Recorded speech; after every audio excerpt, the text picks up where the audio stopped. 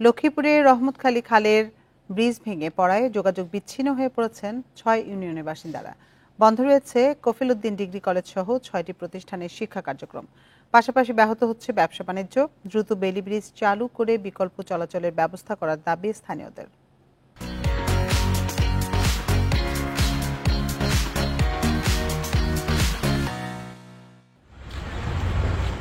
প্রায় ৪০ বছর আগে নির্মিত রহমতখালী খালের সেতুটি অনেকটাই নড়বড়ে হয়ে পড়ে।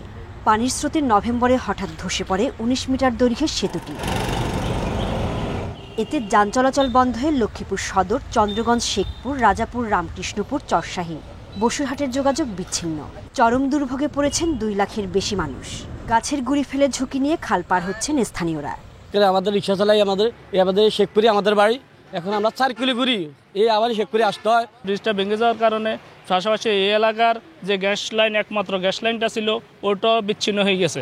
ব্রিজ ভেঙে যাওয়ায় কফিলউদ্দিন ডিগ্রি কলেজের পরীক্ষা স্থগিত, শিক্ষা কার্যক্রম বন্ধ রয়েছে।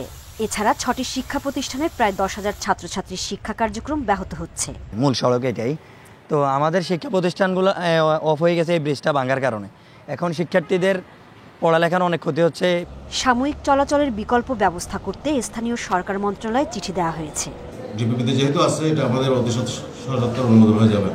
অনুমোদন হয়ে গেলে আমরা সাথে রাতে যেদিন অনুমোদন হবে সেদিনে টেন্ডার প্রসিডিউরে চলে যাব। শিগগিরই ৩০ মিটার দৈর্ঘ্যের নতুন ব্রিজ নির্মাণের উদ্যোগের কথা জানিয়েছে এলজিইডি। Independent news.